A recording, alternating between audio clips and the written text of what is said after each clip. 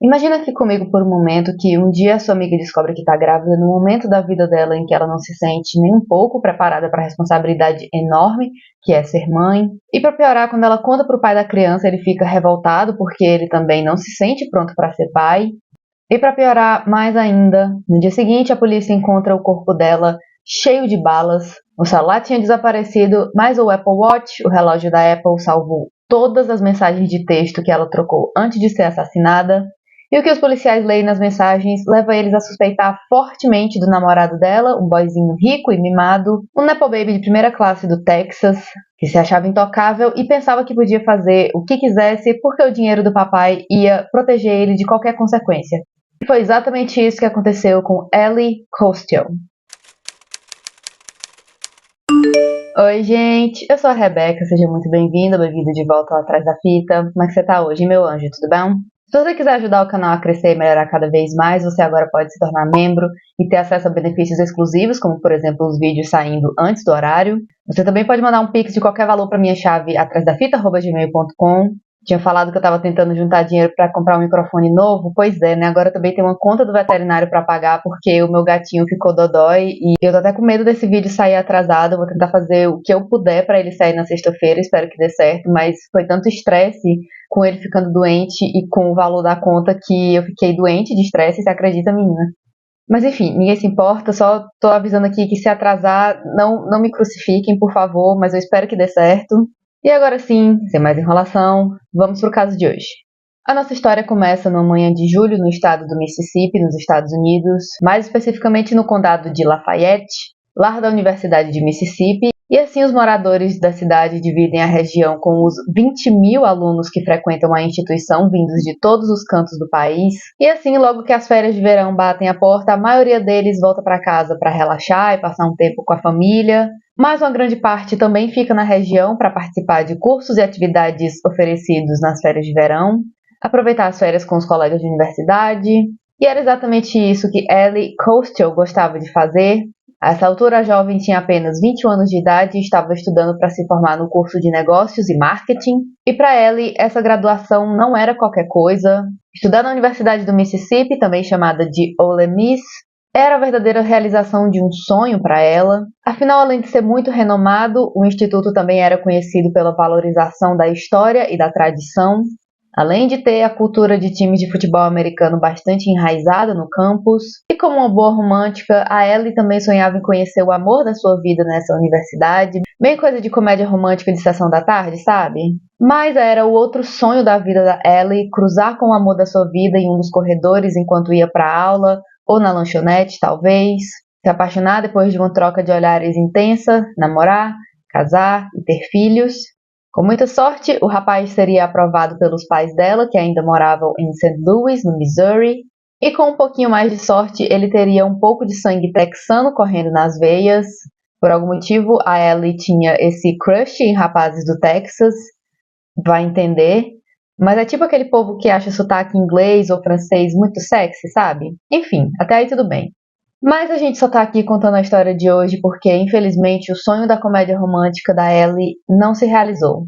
E, na verdade, o que aconteceu foi que no dia 20 de julho de 2019, um sábado, por volta das 10h23 da manhã, o corpo da Ellie foi encontrado por policiais completamente perfurado de balas, e ele foi localizado na região norte do condado de Lafayette, em um acampamento de pesca abandonado à beira do lago Sardis, literalmente no meio do nada. E logo de cara, a localização do corpo em si já chamou a atenção dos policiais, afinal, o que raios a Ellie estaria fazendo a quase 50 quilômetros de distância do campus da Ole Miss antes de morrer, hein? O oficial Jared Bundren chega na cena do crime para examinar e logo de cara ele repara em várias latas vazias de White Claw Hard Seltzer, uma bebida alcoólica que seria equivalente ao nosso Skol Beats ou Smirnoff Ice, sabe? Então ele vê várias dessas latas deixadas para trás na mesa de piquenique bem próximo de onde o corpo da Ellie foi encontrado com o rosto virado para baixo e cercado de cartuchos de bala. Na opinião profissional do Jared, as balas pareciam ter vindo de uma pistola calibre 40 e toda essa cena dava a impressão nele de que quem quer tivesse feito isso com a Ellie conhecia ela muito bem, isso não era um crime aleatório e essa pessoa possivelmente tinha usado essa conexão com ela para atrair a jovem para sua morte, né? Então indicando aí a natureza planejada do crime. Os 8 buracos de bala encontrados no corpo da jovem eram um recorde para o investigador. Ele nunca tinha visto alguém com tantas perfurações de tiro, indicando uma possível natureza passional e pessoal do crime, como se a pessoa estivesse guardando o rancor e de repente ela liberou numa explosão todo o sentimento negativo que estava nutrindo pela Ellie em uma explosão de violência. E assim, a busca pelo assassino da jovem Ellie Costello começa. A bolsa dela foi encontrada jogada em uma estrada ali perto, ainda com a carteira de estudante e carteira de motorista da Ellie dentro. O Jared então começa a entrevistar vários alunos da Ole Miss que talvez conhecessem ou tivessem visto a Ellie nos últimos dias de vida. Afinal, ela era uma garota bonita e muito popular, que fazia com que as chances de alguém ter visto alguma coisa, testemunhado alguma coisa importante bem maiores. E os amigos mais próximos dela, curiosamente, quando entrevistados, mencionam o mesmo nome: Brandon Tessfield. E mais uma vez, enquanto a polícia realiza a busca no quarto da Ellie, o nome dele aparece novamente. Afinal, apesar do celular dela estar desaparecido no momento, o relógio que ela tinha, um Apple Watch, ainda estava no quarto da garota e, caso você não saiba, o Apple Watch também recebe e salva as mensagens de texto bonitinho lá do seu celular. Inclusive, você pode até apagar as mensagens do celular, mas elas continuam salvas no Apple Watch, tá? Eu geralmente vejo gente que traz sendo pega desse jeito, mas se der pra usar contra criminoso safado, melhor ainda também. O Brandon era o namorado da Ellie desde o primeiro ano de universidade e eles eram bem aquele casal ioiô que termina e volta, sabe? Os amigos dela também diziam que desde o começo dos 3 anos em que eles estavam juntos, a Ellie era completamente apaixonada pelo Brandon. Mesmo quando ele não dava muita bola pra ela no começo, ela já tinha a visão completa do sonho de passar o resto da vida com ele. Afinal, ele cumpria todos os requisitos que ela sempre tinha sonhado, até o sangue texano correndo nas veias ele tinha. Só podia ser um sonho isso, certo? Destino, talvez? E ela estava tão iludida com essa realidade que, infelizmente, só existia na cabeça dela, que ela ignorava todos os sinais vermelhos que o Brandon dava. Os amigos lembram várias vezes depois deles brigarem, a Ellie desabafava com eles, dizendo que o Brandon era completamente maluco e agressivo. Ela já tinha mencionado que ele às vezes ameaçava ela e começava a agir estranho do nada. Mas aí, quando o Brandon via com o rabinho entre as pernas pedindo perdão, bem típica fase de lua de mel do relacionamento tóxico, sabe? A Ellie imediatamente começava a inventar desculpas pro comportamento instável dele e ela defendia tanto, mas tanto o Brandon que os amigos dela diziam que até parecia que eles já eram casados pelo tanto de desculpa que ela criava pro comportamento dele.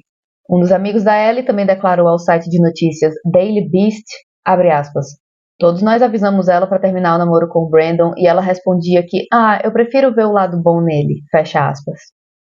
Ai. E assim, por mais que eu queira acreditar que às vezes vale a pena sim você tentar ver o lado bom das pessoas, tentar ajudar ela a ser melhor, eu não consigo imaginar a dor dos amigos da Ellie de serem obrigados a testemunhar o desenrolar desse relacionamento extremamente tumultuado. Como a gente consegue bem ter um vislumbre na última troca de mensagens entre o casal, que foram, coincidentemente ou não, as últimas mensagens que a Ellie mandou ainda em vida. A Ellie começa dizendo que tinha uma notícia maravilhosa pro Brandon. Ela achava que estava grávida dele. Por algum motivo ela ficou desconfiada e resolveu fazer um teste de farmácia que deu um resultado inconclusivo, nem positivo, nem negativo. O pesadelo da minha ansiedade, um negócio desse. Mas ela manda a foto desse teste pro Brandon e logo de cara ele se recusa a sequer imaginar que poderia de fato ser o caso dela estar grávida. E nas mensagens que ele mandou pra Ellie, a gente lê: ainda tá muito cedo, só toma a pílula, não fique com isso de jeito nenhum. Eu não quero um filho de jeito nenhum. E o não fique com isso, não mantenha isso, é uma expressão em inglês que eles usam, né, o keep it, para se referir a manter a gravidez, né, já que nos Estados Unidos a escolha de interromper a gravidez de forma legal existe na maioria dos estados. E na mensagem seguinte, o Brandon acrescenta: eu tô falando sério, nenhuma criança vai destruir a minha vida e eu não vou te ajudar de jeito nenhum. Eu não quero soar grosso, mas é assim que eu me sinto e eu não vou mudar de ideia. Eu não vou nem comentar. A primeira vez que a Ellie comentou sobre a possibilidade de estar grávida aconteceu lá pro meio de abril de 2019, e desde o começo pro Brandon só haviam 2 possibilidades: ela tomar a pílula ou ir em uma clínica para terminar a gravidez, e nenhuma outra possibilidade. Já pra Ellie, lembra que eu falei que ela era uma garota sonhadora, né? E agora, além de estar sonhando, ela passou o final de abril, o mês de maio e o mês de junho tentando fazer com que o Brandon começasse a sonhar junto com ela. imaginando esse cenário maravilhoso onde eles criariam um filho juntos, implorando para ele aceitar conversar com ela ao vivo, cara a cara, ou seja, me leva a entender que parece que ele ouviu a palavra gravidez e ele desapareceu da vida da menina. Aí, ó, já tem toda a habilidade que precisa para ser pai, o menino. E enquanto isso, por mais de 2 meses, o Brandon até fingia que ia encontrar ela pessoalmente. Aham, vai dar certo sim, vamos marcar, a gente se vê, viu? E toda vez, na última hora, ele arranjava uma desculpa, e cada vez que isso acontecia, a Ellie ia ficando cada vez mais e mais desesperada. O psicólogo forense, após analisar os meses de mensagens de texto entre o casal, declarou em uma entrevista que a Ellie era responsável por iniciar a maioria das conversas, e não só ela iniciava, como ela parecia ser a única que estava realmente interessada em conversar. Basicamente aquela conversa em que você manda um parágrafo enorme para a pessoa e ela responde com ok, beleza, sabe? Isso aí que depois que a Ellie começou a desconfiar que podia estar grávida, ela começou a beber bastante, ou pelo menos fingir que estava bebendo bastante. Eu também não vou nem comentar. E no dia 15 de abril, por volta de 1h da madrugada, ali bem no começo dessa treta da gravidez, a Ellie mandou uma mensagem pro Brandon dizendo que ela tinha ficado bêbada o fim de semana todinho, e eu fiz isso para que o meu corpo pudesse decidir. Então ali implicando que ela teria feito isso, né, enchido a cara para talvez causar um aborto espontâneo, que eu acho que é até errado chamar de espontâneo nesse caso, se ela estava bebendo para poder causar um problema na gravidez, mas você entendeu o que eu quis dizer, né? E 2h30 depois, quase 4h da manhã, ela manda outra mensagem pro Brandon perguntando se eles podiam finalmente se encontrar. E ele só respondeu na manhã seguinte com eu posso conversar amanhã, hoje eu estou ocupado. E segundo o psicólogo forense, a mensagem da Ellie indicando que ela estaria disposta a encher a cara para ver se acontecia um acidente seria puramente para chamar a atenção do Brandon. Mas a essa altura ele já não estava mais nem aí para Ellie, muito menos para o bem-estar dela. Então, se essa era mesmo a intenção da Ellie, ela falhou miseravelmente. E eis o problema, né, em tentar ver o lado bom das pessoas, quando esse lado bom nem existe para começo de conversa e é só uma construção da sua cabecinha apaixonada, né, menina? E na última troca de mensagens entre os jovens estudantes fica bem explícito que eles estavam combinando de se ver no dia seguinte. Então, no dia 19 de julho, às 3h50 da tarde, o Brandon manda uma mensagem perguntando: você vai estar em casa hoje? Eu posso te fazer uma visita. E no dia seguinte, 20 de julho de 2019, é justamente o dia em que a Ellie morreu com 9 buracos de bala no corpo. Que coincidência, né? Mas sei que com essa mensagem encontrada no Apple Watch da Ellie, indicando que o Brandon foi uma das pessoas, ou talvez a última pessoa a ver a Ellie ainda com vida, eles têm mais do que motivo suficiente para querer pelo menos conversar com ele, e os policiais ligam várias e várias e várias vezes pro Brandon, convidando ele para ir na delegacia conversar sobre a morte da Ellie. Afinal, a essa altura ele não era suspeito oficialmente ainda, mas eles estavam conversando com todo mundo que conhecia ela, não é mesmo? E o Brandon faz praticamente a mesma coisa que ele fez com a Ellie, de vai dar certo sim. Não, pera, meu pneu estourou, meu cachorro comeu meu dever de casa, vai dar certo não, viu, seu polícia? Até que ele finalmente concorda em ir na delegacia segunda-feira bem cedinho, primeira coisa de manhã, e adivinha, ele nunca apareceu na delegacia. E eu acho que a essa altura ele ainda não tinha entendido que dar um bolo na sua namorada não é a mesma coisa que dar um bolo na fucking polícia, é uma história totalmente diferente, não é mesmo? E assim, quando o Brandon simplesmente não aparece na delegacia na hora combinada, o departamento de polícia agora tem motivo suficiente para colocar um alerta de procurado, avisando todos os policiais da região para ficar de olho caso encontrassem Brandon Tessfield. Menino, tá achando que babado é bica, é? Além disso, a polícia também começa a rastrear o celular do Brandon e o primeiro sinal de ping que eles recebem do aparelho indicou que ele estava na Interstate 55, uma rodovia enorme dos Estados Unidos que passa por vários estados. E no momento o Brandon estava seguindo na direção norte, rumo a Memphis, no Tennessee, que coincidentemente era o caminho ideal para ele pegar caso estivesse planejando voltar para casa em Fort Worth, no estado do Texas. Essa semana eu vi um detetive falando no documentário novo do caso do Scott Peterson. Não existem coincidências em uma investigação de homicídio e isso nunca mais vai sair da minha cabeça. Mas enfim, algumas horas depois a polícia de Memphis avista o Brandon em um posto de gasolina e como ele tinha colocado uma placa personalizada na caminhonete dele para poder se aparecer, agora ficava um pouco difícil passar desapercebido, né, Brandon? Durante a abordagem no veículo, os policiais encontram uma arma calibre 40 e vestígios de sangue na roupa dele. Gente, sério. E com tudo isso, o Brandon nem protesta quando ele é preso e mandado imediatamente de volta para o Mississippi. Um dos colegas de dormitório do Brandon descreveu ele como um filhinho de papai que vivia se gabando para todo mundo o quão rica a família dele era e que como nunca nada de ruim ia acontecer com ele porque o papaizinho não ia deixar o filhinho passar perrengue. O pai dele era um médico no Texas e aparentemente ele era muito bom no que ele fazia e com isso ele tinha construído uma vida bastante confortável para ele e para a família. Mas enquanto isso, a reputação do Brandon pelo menos era de um arrogante e muito babaca com as garotas no campus. Outro amigo da Ellie chegou a afirmar que o Brandon adorava se cercar de garotas nos bares e nas festas só para imediatamente depois poder humilhar elas. Essa amiga lembra de várias vezes em que o Brandon chamava a Ellie para sair ou para visitar ele na casa dele e no último segundo ele mudava de ideia, cancelava os planos, deixando ela plantada. Ele dizia que amava ela e depois dizia que estava só zoando ou estava muito bêbado e na verdade ele não sentia absolutamente nada por ela. Ele dizia que ia levar ela para sair num encontro lindo e maravilhoso e deixava ela passar dias sonhando, escolhendo a cor da roupa e da unha. Pelo menos eu faria isso. Só para ele cancelar no último segundo e ainda sair com outra garota no lugar da Ellie. E aí, depois de tudo isso, imagina você ver aquela sua amiga apaixonada, sabe? Aquela intensa, essa aí mesmo, defendendo um caboclo desse. Porque era exatamente isso que ela fazia. Ah, mas a gente nem tá num relacionamento fechado mesmo. No dia 12 de julho, o Brandon viajou de carro para passar alguns dias no Texas. E no mesmo dia, a Ellie mandou mais 2 fotos de teste de gravidez com resultado inconclusivo. Caso ela realmente estivesse grávida, a essa altura ela já estaria com cerca de 4 meses de gestação. Enquanto isso, antes de voltar do Texas para o Mississippi, o Brandon resolveu, por algum motivo, postar um Snapchat ostentando a pistola calibre 40 que ele tinha. Sim, o mesmo calibre das balas que foram encontradas no corpo da Ellie. E na legenda ele escreveu: finalmente levando meu bebê de volta para Oxford. Ok. De acordo com o advogado procurador do distrito de Lafayette, o gênio do Brandon deixou uma extensa pegada digital, uma trilha de migalhas de pão digital, digamos assim. Fotos, pings de celular, mensagens de texto, esse tipo de coisa. E todas as evidências, após a morte suspeita da Ellie, pareciam cada vez mais incriminadoras contra o Brandon.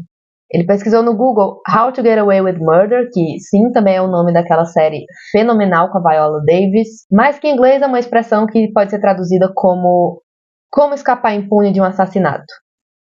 No Google! Além disso, ele também pesquisou como esconder evidências e como amarrar uma pessoa.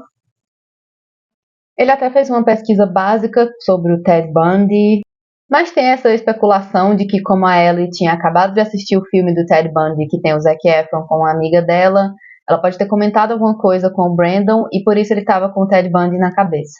Ainda assim, né? Só cá entre nós aqui, convenhamos que se fosse só isso, se fosse só as buscas no Google, por mais esquisitas que elas fossem, a polícia não teria motivo suficiente para prender o Brandon. Deus livre, dá até medo algum dia eu ser suspeita de alguma coisa, porque as coisas esquisitas e aleatórias que eu pesquiso para fazer esses vídeos aqui, eu tava lascada, menina. Mas o problema era quando juntava essa com todas as outras evidências, né, as mensagens de texto, a falta de álibi do Brandon pro horário do crime, o calibre da arma que ele tinha, tudo. E com isso a polícia conseguiu estimar uma linha do tempo aproximada do crime, e a história que ela contava não pegava nem um pouco bem pro lado do Brandon. Os pais da Ellie, Cindy e Keith Costiel, tinham acabado de visitar a filha na cidade em que ela estudava há poucos dias, já que ela tinha ficado para passar as férias de verão no campus da Ole Miss, lembra? Ela e a mãe tinham ido no shopping comprar uns móveis novos para renovar o quarto da Ellie no dormitório da universidade. E eles lembram da Ellie quase chorando e implorando para eles ficarem só mais um diazinho.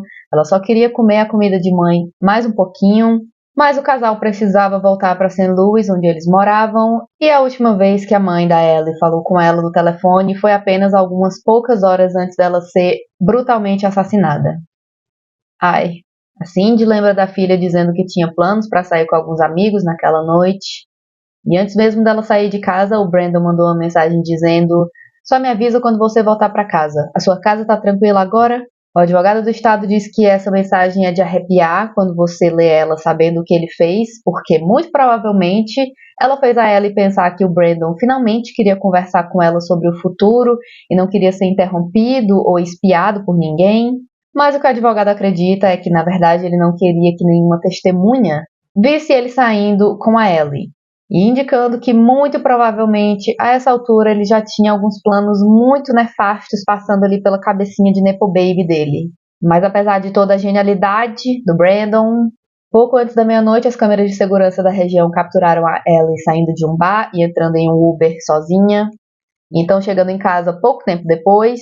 E esse seria o momento em que a polícia estima que o Brandon buscou ela na picape dele por volta de 1h30 da manhã e eles dirigiram até o Lago Sardis, a quase 50 quilômetros de distância, levando com eles um engradado de bebidas alcoólicas, White Claws, as mesmas que foram encontradas vazias perto do corpo da Ellie. E eu não sei dizer com certeza o que a Ellie estava pensando, mas tadinha, vai que no trajeto para lá ele estava achando que ele queria uma aventura romântica, noturna, ou que ele ia fazer uma surpresa romântica para ela.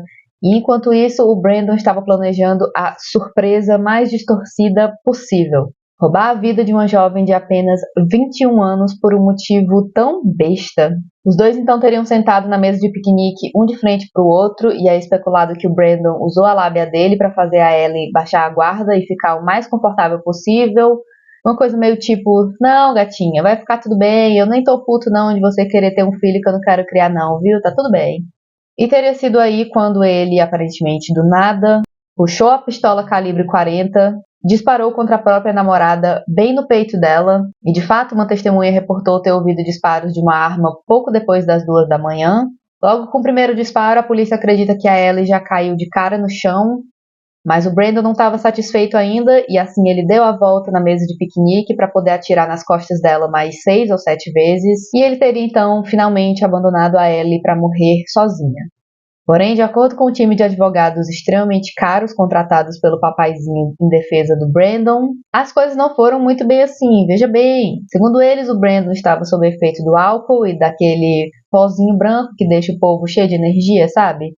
Segundo a versão deles dos fatos, o casal estava bebendo e conversando até que o Brandon foi na caminhonete dar mais uma cheirada, e só por isso ele cometeu um fucking assassinato. Tudo culpa da Dorga e de um surto psicótico causado por ela.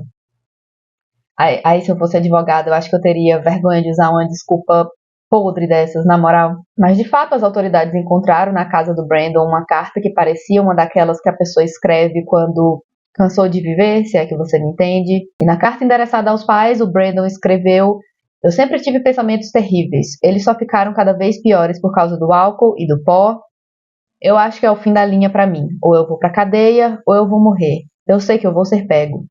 E segundo o advogado do Brandon, ele escreveu isso depois do crime brutal que ele cometeu e ele já estava com a arma na cabeça pronta para disparar, mas ele teria desmaiado de bêbado antes de conseguir dar o tiro. Felizmente, nenhum desses argumentos mudou a opinião do Tribunal de Justiça e com todas as evidências contra ele, o Brandon foi acusado de assassinato capital, capital murder, como eles chamam lá, que é o pior tipo de punição que você pode receber, já que o assassinato capital é o que inclui circunstâncias agravantes, né? Então, como, por exemplo, tirar a vida de um policial ou bombeiro em serviço, tirar a vida de uma criança, ou um assassinato planejado. E na minha opinião leiga, eu acredito que seria o equivalente na nossa Constituição ao homicídio qualificado, sabe? E além disso, o que essa acusação também significa é que o Brandon poderia ser condenado à pena de morte pelas ações frias e calculadas que ele cometeu. E com essa possibilidade, o time de defesa dele resolve fazer um acordo com a justiça para poder excluir a possibilidade dele ser condenado à pena de morte. E assim, no dia 27 de agosto de 2021, o Brandon se declarou culpado de homicídio em primeiro grau e ele foi sentenciado à prisão perpétua. Prende, Brasil! E como se desse para piorar mais um pouco, a autópsia no corpo da Ellie revelou que nem grávida de fato ela estava. Sério, cara. Mas parecia que ela tinha ficado grávida em algum momento e tinha perdido a gravidez espontaneamente. Ou seja, esse babaquinha roubou uma vida, destruiu a vida da família e dos amigos da Ellie e, consequentemente, a própria vida por nada. Sério. E é isso, gente. Esse foi o caso de hoje. Até a próxima. Você se cuida, se hidrata, se inscreve no canal, Ativa as notificações para o YouTube te avisar quando tiver vídeo novo. Se você não assistiu todos os vídeos ainda, bota a playlist aí de barulho de fundo quando você for passar um pano na casa, alguma coisa, porque, é sério, eu tô tentando rir pra não chorar com a conta do veterinário que eu vou ter pra que pagar agora, mas mas enfim. Até a próxima. Tchau!